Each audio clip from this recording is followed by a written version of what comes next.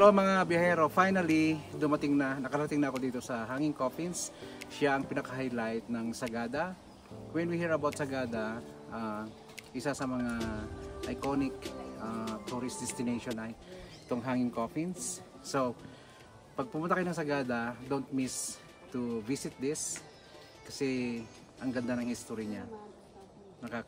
So, pupunta kami sa Hanging Coffins, ang libingan ng mga taga Sagada. Ako at ang aming tour guide na si Melchor, dadalhin niya kami sa Hanging Coffins. Ganda oh. Hindi mababayaran yung view dito. Yan ang town of Sagada. Pasensya na, may pula ulit akong headband.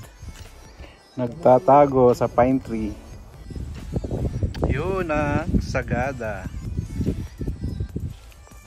Hello, kumusta ba ang kumusta ang pagpunta doon? Pagod? Pagod po. Pagod po.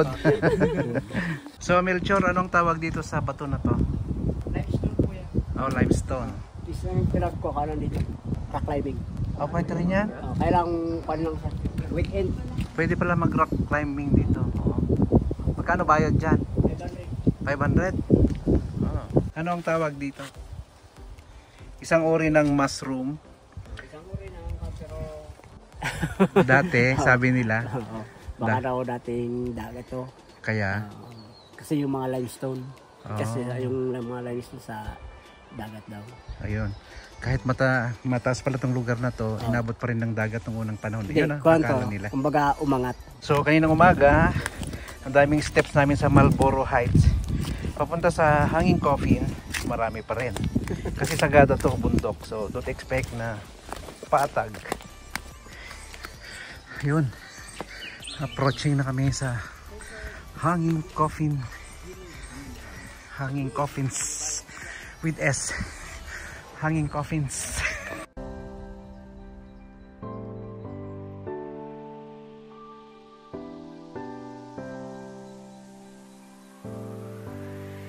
So ito ang isang highlight ng Sagada, itong Hanging Coffins. Kita nyo naman, ang daming turista sa ngayon. Yan, ito yung mga ninuno nila na dito nilibing.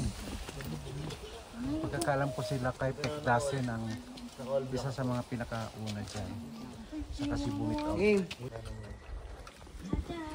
Ito yung mga lumang kabaong dito ay kay Lawagan, Bumitog, Sumbad, Nakapitlasen.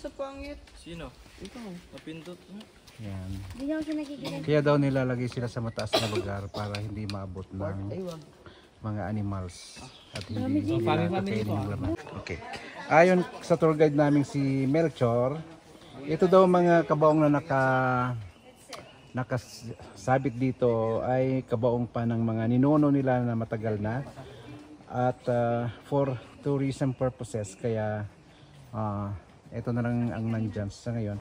Tapos kung may mga namamatay daw ng mga bago, doon na sila sa bagong sementeryo nila nililibing. Kasi pagkakalam ko itong Lakay Pekdasen at si Bumitog, matagal na sila na nandiyan. Ayan.